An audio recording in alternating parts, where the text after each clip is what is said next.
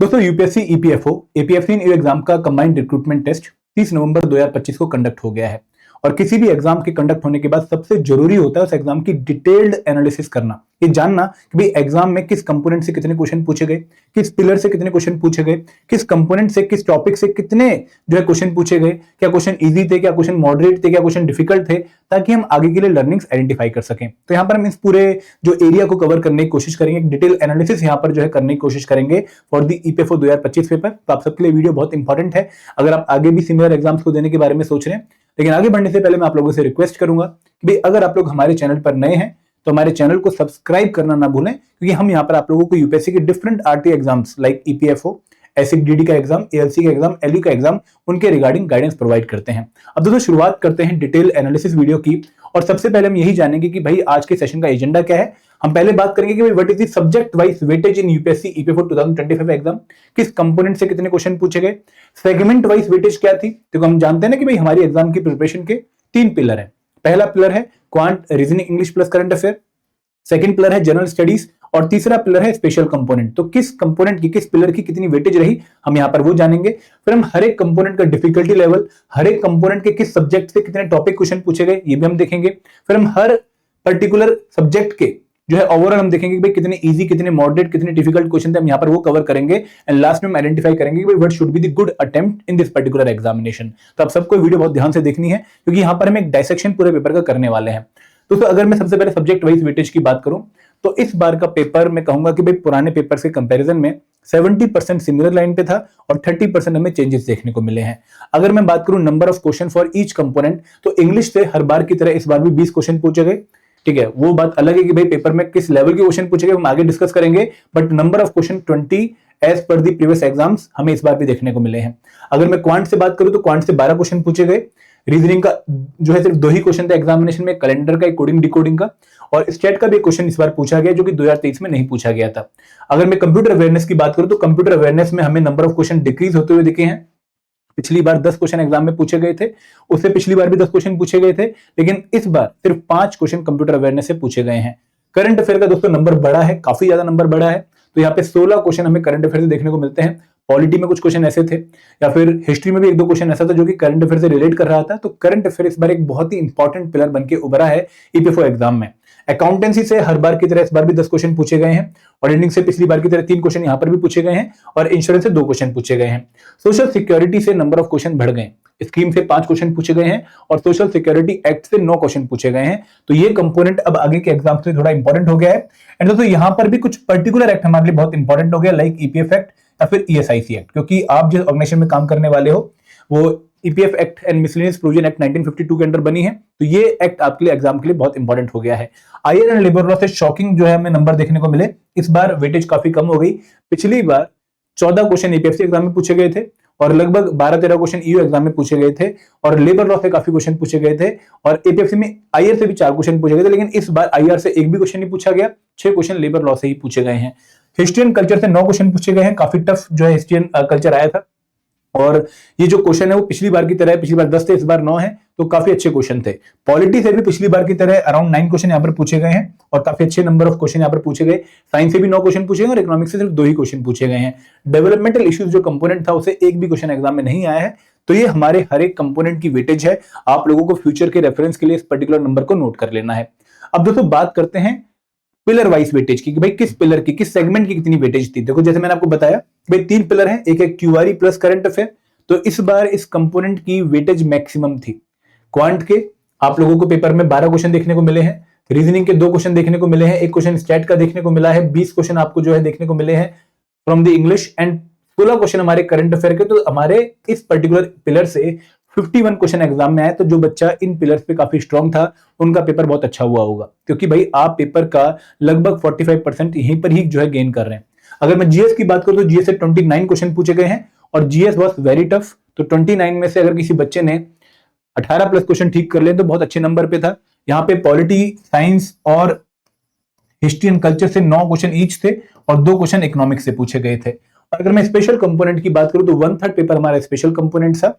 आप लोगों के जो है सोशल सिक्योरिटी से 14 question, IR and labour law से 6 क्वेश्चन, अकाउंट से 10 क्वेश्चन, देन कंप्यूटर से 5 क्वेश्चन और 3 क्वेश्चन ऑडिटिंग से और 2 क्वेश्चन आपके पूछे गए थे इंश्योरेंस कंपोनेंट से।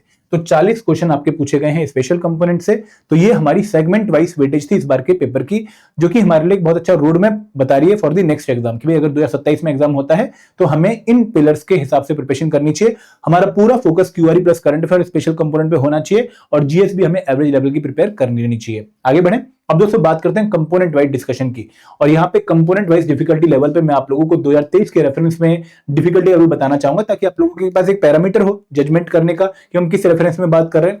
तो अगर मैं कंपोनेंट वाइज डिफिकल्टी लेवल की बात करूं तो इंग्लिश जो है वो 2023 में मॉडरेट पूछी गई थी।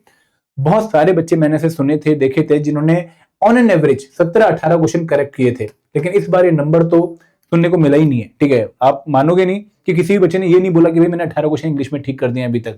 मेरे पास बहुत सारे बच्चों के बस यही नंबर 13, 14, 15 मैक्सिमम इतने ही क्वेश्चन ठीक बता रहे हैं, उससे ज्यादा नंबर नहीं आए। और इंग्लिश इस बार सच में डिफिकल्ट थी, लेंदी भी थी, टॉपिक भी चेंज हुए हैं और डिफिकल्ट भी थी। अगर मैं बात करूं क्वांट एंड रीजनिंग की, तो दोस्तों क्वांट एंड रीजनिंग पिछली बार की तरह इस बार भी थोड़ा मॉडरेट था। मैं मॉडरेट टू टफ की कैटेगरी में इसको डालना चाहूंगा पिछली बार के कंपैरिजन में, कि मॉडरेट से डिफिकल्ट के बीच में था ये, ना बहुत मॉडरेट ना बहुत डिफिकल्ट, बीच का एक नंबर था। बट दोस्तों लेंदी होने की वजह से बच्चों को काफी दिक्कत हुई है। अगर मैं कल्चर एंड हिस्ट्री की बात करूं तो वो इस बार और पिछली बार दोनों बार ही डिफिकल्ट था। पिछली बार हमें कुछ क्वेश्चन ऐसे देखने को मिले, लाइक जो पेड़ा वेगी वाला क्वेश्चन था, अर्थशास्त्र वाला क्वेश्चन था, या फिर विजयनगर एम्पायर वाला क्वेश्चन, तो काफी डिफिकल्ट था पिछली बार।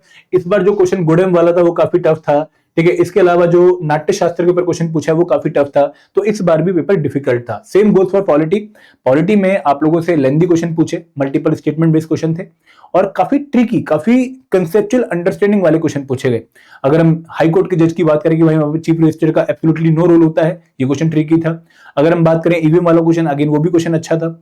अगर हम बात करें सुप्रीम कोर्ट के टॉपिक से 3 क्वेश्चन पूछ लिए, तो यहाँ पे कहीं ना कहीं पेपर वाज टफ। और जिस बच्चे ने बहुत दबा के पॉलिटी पढ़ रखी है, मल्टीपल टाइम रिवाइज कर रखी है, कंसेप्ट क्लैरिटी बहुत तगड़ी है, वही पॉलिटी में अच्छा हाथ मार के आया होगा। Computer was moderate. ठीक है, मैं थोड़ा सा डिफिकल्ट साइड पे इसको रखना चाहूंगा लास्ट ईयर के कंपैरिजन में, बट लास्ट ईयर को मैं बस ये मान के टफ दे रहा हूं कि भाई उस टाइम भी आपको पहली बार वैसे क्वेश्चन देखने को मिले थे। तो इस बार थोड़ा आइडिया था कि भाई कंप्यूटर ट्रिकी आएगा। General science was difficult this time, trust me it was difficult this time. ठीक है, 2-3 क्वेश्चन बचा गए। ठीक है, जनरल साइंस में जैसे एवेकस की फुल फॉर्म, या फिर परमानेंट थॉइंग जो आर्टिक में हो रहा है उसके रिगार्डिंग जो क्वेश्चन था, या फिर आपसे फोटोकेमिकल स्मोक के बारे में क्वेश्चन पूछ लिया, वो आपको बचा रहा होगा। अदरवाइज फिजिक्स एक भी क्वेश्चन नहीं आया, तो थोड़ा डिफरेंट इस बार हमें साइंस देखने को मिला। टेक्नोलॉजी वाले क्वेश्चन हमें यहाँ पर देखने को मिले हैं। अकाउंटेंसी लास्ट ईयर की तरह इस बार भी मॉडरेट था। ठीक है, ऑडिटिंग इंश्योरेंस भी मॉडरेट था, आयरन लेबर लॉ भी मॉडरेट था। मैं बहुत सारे बच्चों से बात करने के बाद, आप लोगों के कमेंट्स पढ़ने के बाद ये नंबर दे रहा हूं। ऐसा नहीं कि सिर्फ मेरी ये ओपिनियन है, बहुत सारे लोगों से, कम 500-600 लोगों के ओपिनियंस देखने के बाद ही हम ये नंबर आपके साथ शेयर कर रहे हैं। देन दोस्तों अगर मैं बात करूं सोशल सिक्योरिटी की, अगेन मॉडरेट था। कुछ बच्चे शायद मुझसे डिसएग्री कर सकते हैं, I totally agree with them. ठीक है, क्योंकि हम यहाँ पर हम एक एवरेज पॉइंट की बात कर रहे हैं, हम एब्सोल्यूट टर्म्स में बात नहीं कर रहे हैं कि भाई पक्का मॉडरेट ही है। किसी बच्चे को टफ भी लग सकता है, किसी बच्चे को इजी भी लग सकता है, और किसी बच्चे को मॉडरेट भी लग सकता है। तो मैं बता रहा हूं कि मैक्सिमम बच्चों को मॉडरेट लगा है। Then Indian economy was moderate. Current affair इस बार थोड़ा सा मैं टफ की तरफ बोलूंगा, मॉडरेट टू टफ थे, ना कि इजी थे। ठीक है, पिछली बार की कंपेरिजन में थोड़े से टफ थे और स्टेट का क्वेश्चन थोड़ा सा इजी था। पिछली बार तो एक भी क्वेश्चन नहीं पूछा गया है। तो एक कंपोनेंट वाइज डिफिकल्टी लेवल था हर एक पेपर का, according to average number of students. ठीक है, यहाँ पे कोई एब्सोल्यूट टर्म्स में बात नहीं कर रहा हूं इसकी। अब दोस्तों बात करते हैं टॉपिक वाइज, सब्जेक्ट वाइज बात करते हैं। तो जनरल इंग्लिश कंपोनेंट से आप लोगों के 4 टॉपिक्स इस बार क्वेश्चन आए हैं।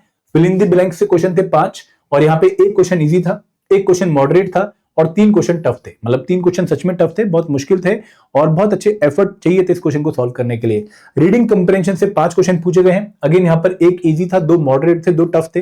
फ्रेजल वर्ब से 5 क्वेश्चन पूछे गए हैं। यहाँ पे 2 क्वेश्चन मॉडरेट बोलूंगा, 3 क्वेश्चन टफ ही बोलूंगा, क्योंकि टफ साइड पे ही पेपर था। सिनोनिम से 5 क्वेश्चन पूछे गए, एक इजी, एक मॉडरेट, एक टफ। तो यहाँ पे total number of tough question जो थे मेरे हिसाब से लगभग 11 थे। तो मोर देन 50% कुछ पेपर जो है इंग्लिश वाला वो इस बार टफर साइड पे था, पिछली बार थोड़ा सा वो मॉडरेट साइड पे था। तो इंग्लिश से ये 4 टॉपिक आपके इंपॉर्टेंट हो गए अगली बार के लिए। ठीक है, इसमें आप 2-3 टॉपिक और जोड़ सकते हैं, जैसे लाइक इडियम्स एंड फ्रेजेस, अगर हम 2023 के पेपर को भी इनमें इंक्लूड कर लें, या फिर हम एंटोनिम्स को भी इंक्लूड कर सकते हैं। तो ऐसे क्वेश्चन एग्जाम में काफी आते हैं। अगर हम बात करें क्वांटिटेटिव एप्टीट्यूड की, तो कौन कौन से टॉपिक से क्वेश्चन आए हैं? Number system, profit loss, percentage, time and work, train, partnership, probability and ratio. तो यहां से आप लोगों को 5 क्वेश्चन नंबर सिस्टम से मैक्सिमम देखने को मिले हैं, बाकी से एक क्वेश्चन ईच आया है। यहाँ पे मॉडरेट और डिफिकल्ट क्वेश्चन थे from the number system topic. Easy question time and work का था और पार्टनरशिप का था। और जो बाकी क्वेश्चन थे वो अगेन मॉडरेट और टफ की कैटेगरी में थे। एंड दोस्तों ये अगेन हमारी अकेले की इंटरप्रिटेशन नहीं है, फैकल्टी की इंटरप्रिटेशन है, बहुत सारे बच्चों के कमेंट्स हैं, बहुत सारे बच्चों से डिस्कशन करिए कॉल पे, उसके बाद हमें आपको ये नंबर बता रहे हैं। स्टेट से जो क्वेश्चन पूछा गया था दोस्तों, मुझे ऐसा लगता है कि दैट वाज डूएबल, ठीक है, पर मैं उसको इसलिए टफ बोलूंगा, मॉडरेट बोलूंगा, कि बहुत सारे बच्चों ने स्टेट छोड़ दिया था, तो उनके लिए क्वेश्चन शायद टफ हो सकता है, बट जिस बच्चे ने एक बार मीन और मीडियन का फॉर्मूला देख लिया था वो क्वेश्चन को कर सकता था।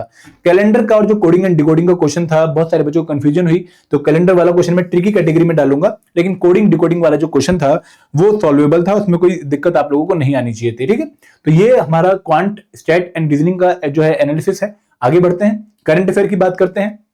करंट अफेयर में दोस्तों जो हमने हमेशा आपको कैटेगरी बताई है, अवार्ड्स की, स्पोर्ट्स की कैटेगरी, वहां से क्वेश्चन आया है, अवार्ड से क्वेश्चन पूछा गया है, स्पोर्ट्स से क्वेश्चन पूछा गया है, गवर्नमेंट स्कीम्स हमने इंक्लूड कर ली हैं इन दी सोशल सिक्योरिटी एक्ट वाला पार्ट, रिपोर्ट से क्वेश्चन पूछा गया है, 2 क्वेश्चन पूछे हैं, लेकिन गवर्नमेंट इनिशिएटिव से, स्पेलिंग थोड़ी गलत है बट गवर्नमेंट इनिशिएटिव से 6 क्वेश्चन पूछे गए हैं और मैक्सिमम क्वेश्चन यहीं से आए हैं, ठीक है। जितने भी गवर्नमेंट के इनिशिएटिव है लाइक नेवा, स्माइल, वहां से आपको क्वेश्चन देखने को मिले हैं। तो 2 क्वेश्चन अवार्ड से, 2 क्वेश्चन साइंस एंड टेक से, 1 क्वेश्चन स्पोर्ट्स से, 1 क्वेश्चन पर्सन इन न्यूज से, 6 क्वेश्चन गवर्नमेंट इनिशिएटिव से, 2 क्वेश्चन फाइनेंशियल अवेयरनेस से और 2 क्वेश्चन रिपोर्ट से। और यहां पे भी हमें डिफिकल्ट क्वेश्चन 3 देखने को लग रहे हैं जो कि बहुत टफ थे सॉल्व करने।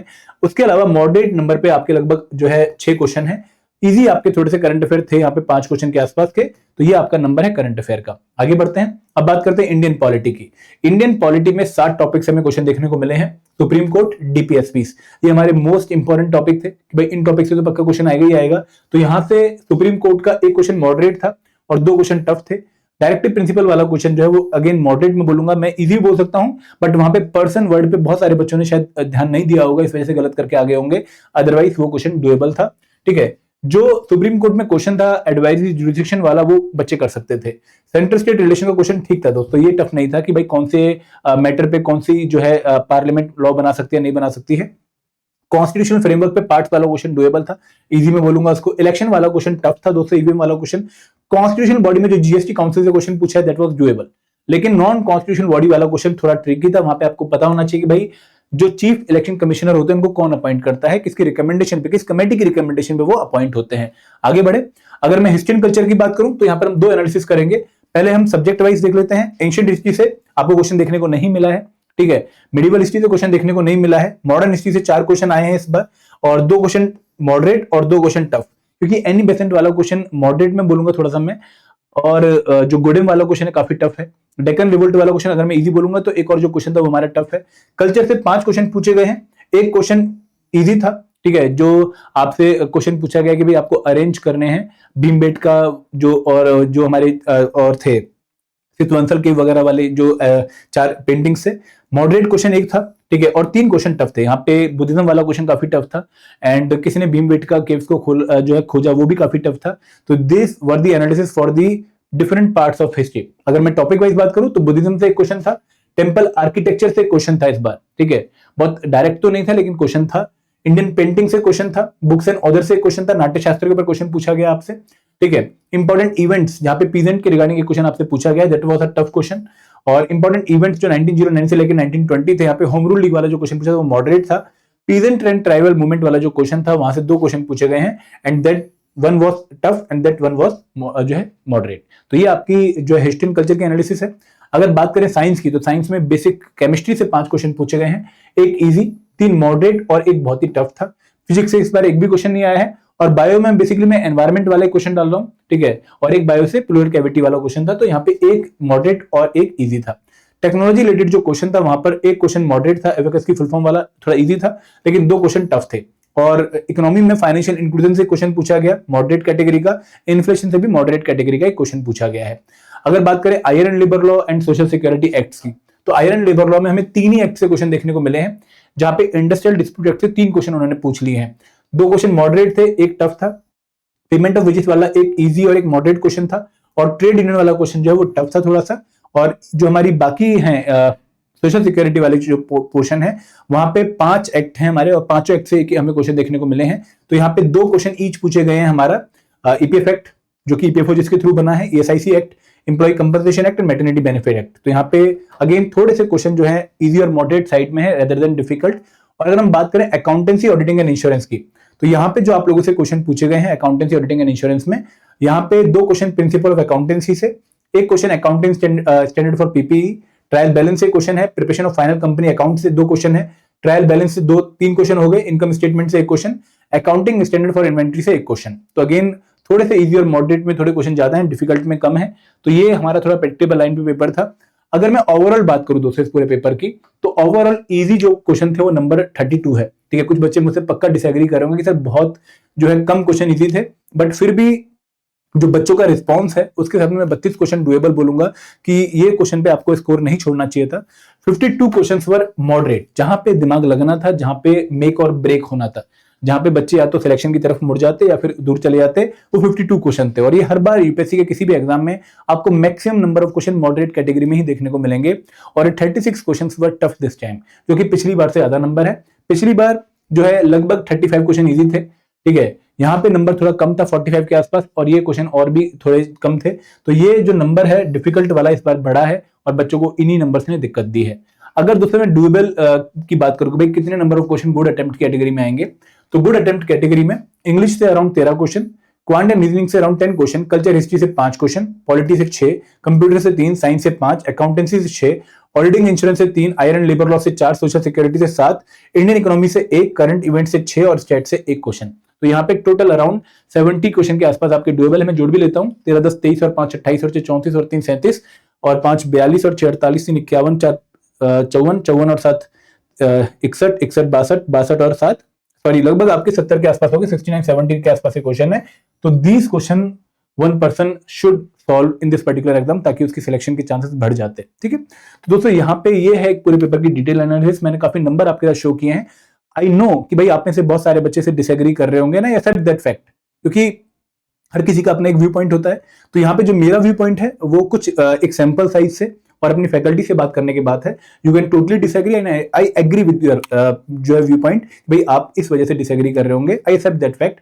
तो यहाँ पे आप कमेंट सेक्शन में अपने व्यू पॉइंट शेयर कर सकते हैं। ठीक है, और दोस्तों मैं यही कहूंगा कि भाई इस पर्टिकुलर एग्जाम से आपको लर्निंग यही लेनी चाहिए कि यूपीएससी में आप लोगों को बहुत सेट पैटर्न देखने को नहीं मिलता है।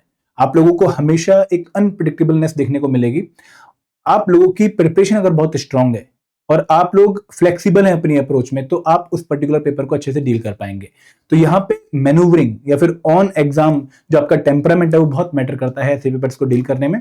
आई होप ये वीडियो आपको हेल्प करेगी और एक अच्छा प्लान आपको देगी for the next chapter of exam जो आप टारगेट करने की सोच रहे हैं। क्योंकि यहाँ पे हमें पुराने पेपर की अच्छे से डिकोडिंग अच्छे से कर लेनी चाहिए, ताकि हमें पता हो कि भाई किस तरह का पेपर, किस तरह का पैटर्न, किस तरह की चीजें हमें एग्जाम में देखने को मिल सकती हैं। Thank you very much for this video. जय हिंद, जय भारत।